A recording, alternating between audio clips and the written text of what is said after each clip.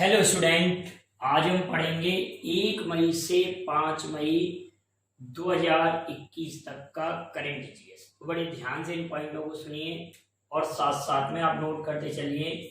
पहला पॉइंट है विश्व मजदूर दिवस। विश्व मजदूर दिवस इंटरनेशनल लेबर डे कब मनाया जाता है? विश्व मजदूर दिवस तो आप कहेंगे 1 मई को। 1 मई को मनाया जाता है। विश्व मजदूर दिवस कब मनाया जाता है? 1 मई को मनाया जाता है। अगर इसी से पहले हम 3 लिख दें तो 31 मई हो जाएगा, माने अंतिम दिन हो जाएगा मई महीने का। तो 31 मई को विश्व तंबाकू निषेध दिवस, विश्व तंबाकू निषेध दिवस मनाया जाता है। अगर 31 मई की बात करें, यहाँ पर लिखा हुआ है श्रमिक स्मृति दिवस। ये श्रमिक स्मृति दिवस हमने कब मनाया? तो 28 अप्रैल को श्रमिक दिवस मनाया, श्रमिक स्मृति दिवस मनाया। अब विश्व मजदूर के लिए इंटरनेशनल लेबर ऑर्गेनाइजेशन की स्थापना कब हुई? 1919 में। इंटरनेशनल लेबर ऑर्गेनाइजेशन, तो आप कमेंट करेंगे कि इंटरनेशनल लेबर ऑर्गेनाइजेशन का हेडक्वार्टर कहाँ पर है। अब मैंने यहाँ पर इसरो और डीआरडीओ जो दोनों लिखे हैं उनका मतलब क्या है, मैंने क्यों लिखे? पिछले वीडियो में मैंने आप लोगों के लिए अध्यक्ष, डीआरडीओ के जो अध्यक्ष थे मैंने के सिवान बोल दिए थे, डीआरडीओ के अध्यक्ष। तो आप ध्यान रखना, डीआरडीओ के अध्यक्ष हैं जी सतीश रेड्डी। डीआरडीओ के अध्यक्ष कौन है? जी सतीश रेड्डी। और डीआरडीओ का पूरा नाम है Defence Research and Development Organisation. इसकी स्थापना 1958 में हुई और इसका हेडक्वार्टर नई दिल्ली में है। कौन है इसके अध्यक्ष? G Satish Reddy. ISRO Indian Space Research Organisation, Indian Space Research Organisation, इसकी स्थापना 1969 को हुई थी, इसरो की स्थापना। और इसका हेडक्वार्टर बेंगलोर में, कर्नाटक की राजधानी बेंगलोर में इसरो। और जी सतीश रेड्डी इसके अध्यक्ष हैं। जी सतीश रेड्डी किसके हैं? डीआरडीओ के। और के सिवान किसके हैं? इसरो के अध्यक्ष। ये याद रखना, ये मैंने अपोजिट बोल दिया था तो आप ध्यान रखना। के सिवान किसके हैं? इसरो के। इन्हीं को, के सिवान को रॉकेट मैन ऑफ इंडिया कहा जाता है। क्लियर बेटा? महाराष्ट्र दिवस 1 मई को मनाया जाता है। महाराष्ट्र दिवस कब मनाया था बेटा? 1 मई। 1 मई 1960 को महाराष्ट्र की स्थापना हुई। गुजरात दिवस भी 1 मई 1960 को गुजरात की स्थापना हुई। 1 मई को 3 दिवस हो गए, मजदूर दिवस, गुजरात दिवस और महाराष्ट्र दिवस। क्लियर बेटा? गुजरात का सबसे लंबा समुद्री तट है। राज्यों में सबसे लंबा समुद्री तट किस राज्य का है? तो गुजरात का। जबकि केंद्र शासित प्रदेश में सबसे लंबा समुद्री तट किसका है? अंडमान निकोबार द्वीप समूह का। अगला पॉइंट है विश्व प्रेस स्वतंत्रता दिवस कब मनाया जाता है? तो आप कहेंगे 3 मई को मनाया जाता है। विश्व प्रेस स्वतंत्रता दिवस कब मनाया जाता है? 3 मई को।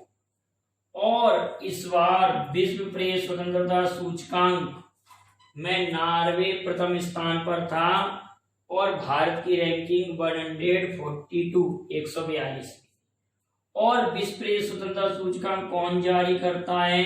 तो आप कहेंगे रिपोर्टर्स विदाउट बॉर्डर इंस्टीट्यूट। कौन सी संस्था जारी करती है? रिपोर्टर्स विदाउट बॉर्डर इंस्टीट्यूट जारी करती है।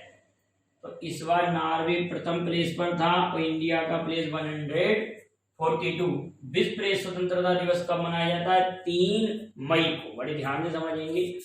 मई 2021 में 2+2 वार्ता, मई 2021 में 2+2 वार्ता किन 2 देशों के मध्य संपन्न हुई? तो इंडिया और रूस के मध्य, इंडिया और रूस के मध्य संपन्न हुई।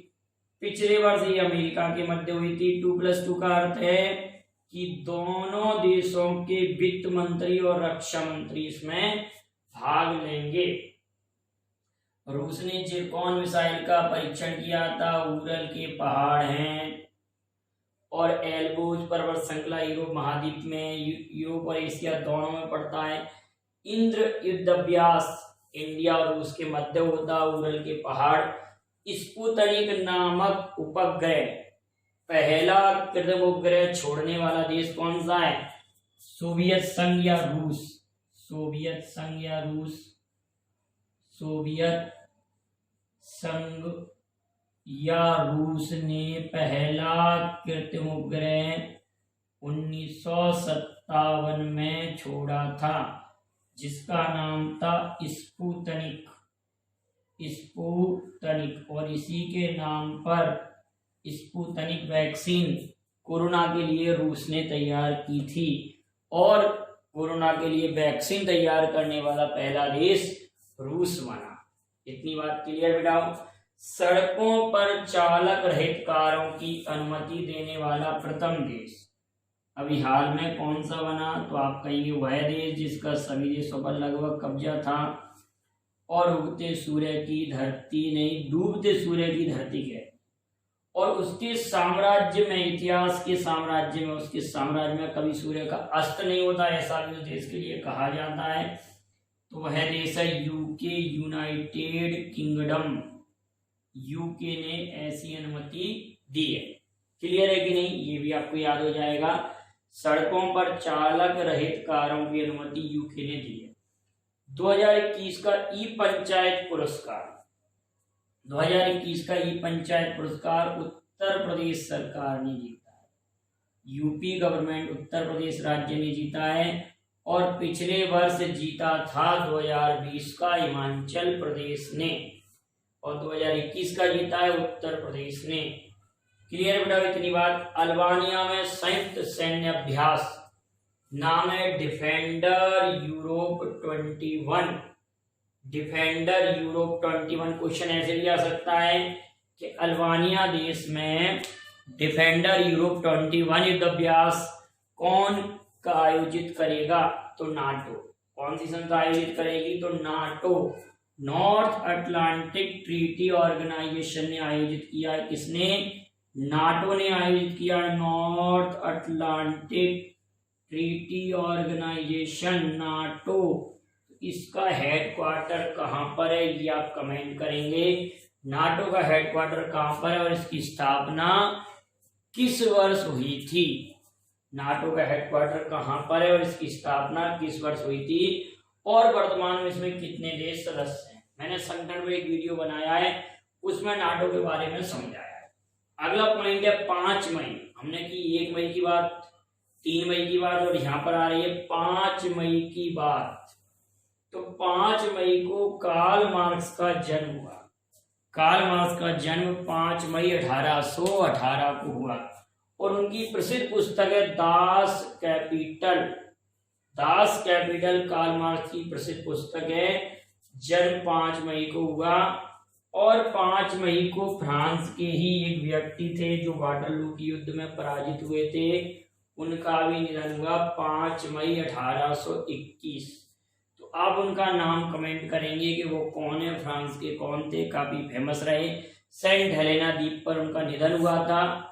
सेंट हेलेना द्वीप पर निधन हुआ था वाटरलू की युद्ध में पराजित होने के बाद में। 1815 में वाटरलू का युद्ध हुआ था, इंग्लैंड फ्रांस के मध्य हुआ था। मैंने इस पर एक वीडियो भी बनाया है वाटरलू युद्ध के बारे में। तो आप 5 मई को ही उनका भी निधन हुआ। इनका जन्म हुआ है कार्ल मार्क्स का। इतनी बात क्लियर है। अगला पॉइंट है कनुप्रिया। कनुप्रिया, कनुप्रिया दूरदर्शन एंकर हैं जिनका अभी हाल में ही निधन हुआ है। और एक और आपने एंकर का नाम सुना होगा, रोहित सरदाना, जो कि किस चैनल से रिलेटेड है ये आप कमेंट करेंगे। उनका भी निधन हुआ है। और एक एनडीटीवी के भी पत्रकार थे जिनको पिछले वर्ष उस समय पहले चर्चा में थे, रेमन मैग्सेसे पुरस्कार दिया गया। उनका नाम क्या है? आप उनका नाम कमेंट करेंगे कि कई बार पूछा गया है। तो कनुप्रिया दूरदर्शन एंकर हैं जिनका अभी हाल में ही निधन हुआ है। यूएसए, अमेरिका के एस्ट्रोनॉट माइकल कॉलिंस का भी निधन हो चुका है। तो क्वेश्चन ऐसे बनेगा, माइकल कॉलिंस जो एस्ट्रोनॉट्स हैं किस देश से संबंधित हैं। पोलैंड देश ने 2049 तक कोयला उत्पादन को बंद कर दिया है। तो पोलैंड की राजधानी है वारसा। पोलैंड ने 2049 तक कोयला उत्पादन को बंद कर दिया है। भारत के 1998 से 2004 तक अटॉर्नी जनरल रहे सोली सोराब जी का निधन हो चुका है। सोली सोराब जी कौन थे? भारत के अटॉर्नी जनरल पद पर रह चुके हैं। ये क्वेश्चन बन सकता है कि सोली सोराब जी का संबंध किस क्षेत्र से है, जिनका भी हाल में ही निधन हुआ है। कनुप्रिया का संबंध किससे है? और वर्तमान में भारत के 15वें अटॉर्नी जनरल के वेणुगोपालन हैं। के वेणुगोपालन हैं। और भारत के वर्तमान में सीएजी जीसी मुर्मू, गिरीश चंद्र मुर्मू हैं। अब इनका क्रम आपको कमेंट करना है कि वर्तमान में जो सीएजी हैं वो किस क्रम के हैं। और एसबीआई के चेयरमैन कौन बने हैं? नए चेयरमैन एसबीआई के, ये भी आप कमेंट कीजिए, मैंने पिछले वीडियो में पढ़ाया है। और रेलवे बोर्ड के चेयरमैन या सीईओ कौन है, ये भी कमेंट कीजिए। एसबीआई के चेयरमैन कौन है? क्लियर है। और शक्तिकांत दास तो रिजर्व बैंक के गवर्नर हैं और 25वें गवर्नर है, ये भी आपको मालूम होगा। और 24वें मुख्य चुनाव आयुक्त बने हैं, ये भी मैं पढ़ा चुका हूं। और 48वें चीफ जस्टिस ऑफ इंडिया बने हैं, ये भी मैं आपको पढ़ा चुका हूं। तो नाम अगर आपको याद है तो उनके नामों को आप कमेंट कर सकते हैं। कमला हैरिस, जो कि वर्तमान में अमेरिका की उपराष्ट्रपति, इनकी मॉम की प्रतिमा लगाई जाएगी मैडम तुसाद म्यूजियम में। मैडम तुसाद म्यूजियम में लगाई जाएगी और न्यूयॉर्क में लगाई जाएगी। न्यूयॉर्क के मैडम तुसाद म्यूजियम में कमला हैरिस की मॉम की प्रतिमा लगाई जाएगी। एशियन बॉक्सिंग चैंपियनशिप 2021 कहाँ संपन्न होगी? तो यूएई, यूनाइटेड अरब अमीरात की राजधानी है आबू धाबी। और एक देश सऊदी अरब है, उसकी राजधानी रियाद। और सऊदी अरब में ही मक्का मदीना है। यूनाइटेड अरब अमीरात का एक शहर दुबई है, जहां पर आईसीसी का हेडक्वार्टर है। यूनाइटेड अरब अमीरात, इतनी बात याद रखेंगे। जापान ने ऑर्डर ऑफ राइजिंग सन किसे दिया है? किसे दिया जाएगा? जापान का सम्मान है ये। श्यामला गणेश, जो कि एक शिक्षिका है, श्यामला गणेश को दिया जाएगा। जापान के बारे में तो आप जानते ही हैं, हिरोशिमा नागासाकी जापान के शहर हैं। और जापान के होन्शु द्वीप पर हिरोशिमा स्थित है। और जापान पर एक सेपरेट वीडियो भी मैंने बनाया है। जापान के सम्राट कौन है, जापान के बारे में बहुत सारी डिटेल में मैंने पढ़ाया है, आप उस वीडियो को भी देख लीजिए।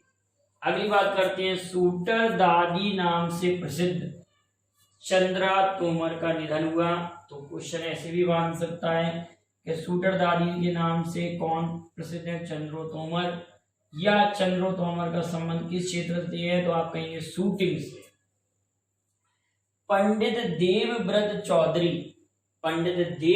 चौधरी का भी हाल में निधन हुआ है। ये किस क्षेत्र से संबंधित है? तो सितार वादन। एक आपने पंडित रविशंकर का नाम सुना होगा, माई म्यूजिक माई लाइफ उनकी पुस्तक है। एक निखिल बनर्जी का नाम भी सुना होगा, वो भी सितार वादक हैं। पंडित देवव्रत चौधरी भी सितार वादक। तो क्वेश्चन बन सकता है कि पंडित देवव्रत चौधरी का संबंध किस क्षेत्र से है? तो सितार वादन से। इंटरनेशनल ओलंपिक कमेटी के बिलीव इन स्पोर्ट अभियान में राजदूत किसे चुना है? बिलीव इन स्पोर्ट अभियान का राजदूत किस भारतीय खिलाड़ी को चुना है? तो पीवी सिंधु। पीवी सिंधु किस खेल की प्लेयर है? तो आप कहेंगे बैडमिंटन। और ओलंपिक में भारत की ओर से सबसे कम उम्र की पदक विजेता खिलाड़ी यही है। और ये रजत पदक विजेता फर्स्ट महिला भी है ओलंपिक में। अगर मैं आपसे पूछूं कि रजत पदक विजेता पहली भारतीय महिला ओलंपिक में कौन है, तो आपका आंसर होगा पीवी सिंधु। ओलंपिक में सबसे कम उम्र में पदक विजेता महिला कौन है, तो पीवी सिंधु। किस खेल से हैं, बैडमिंटन से। दो नाम आपने और सुने होंगे, एक साइना नेहवाल, साइना नेहवाल, और एक सानिया मिर्जा। आप दोनों के खेलों के नाम कमेंट करेंगे कि किस खेल से संबंधित है। साइना नेहवाल और सानिया मिर्जा, ये दोनों किस खेल से संबंधित हैं। क्लियर बेटा। मैं क्वेश्चन इतने इसलिए पूछता हूं कि आपकी तैयारी बनी रहे, आप उन चीजों को ढूंढें, आंसर कमेंट करें। ये क्वेश्चन आपको लगभग पेपर में मिलते हैं और वहां पे कंफ्यूजन पैदा हो जाता है, आप गलत करते हैं। इसलिए मैं कई क्वेश्चन आपसे पूछता हूँ कि आप उनके आंसर का, जो बच्चा आंसर कमेंट करता है उसकी बहुत अच्छी तैयारी रहती है। केवल आप लोग इतना लिखकर भेज देते नाइस वीडियो सर, उससे नहीं चलेगा काम। तो आप आंसर भी कमेंट किया करें, कोशिश करें कि क्वेश्चनों के आंसर आप दे पाए, और नहीं दे पाते तो आप पिछली वीडियो देखें, आप उनमें कहीं ना कहीं आपको आंसर मिलेगा। अगला पॉइंट है, पुर्तगाली ग्रैंड प्रिक्स 2021 किसने जीती, तो आप कहेंगे लुइस हैमिल्टन।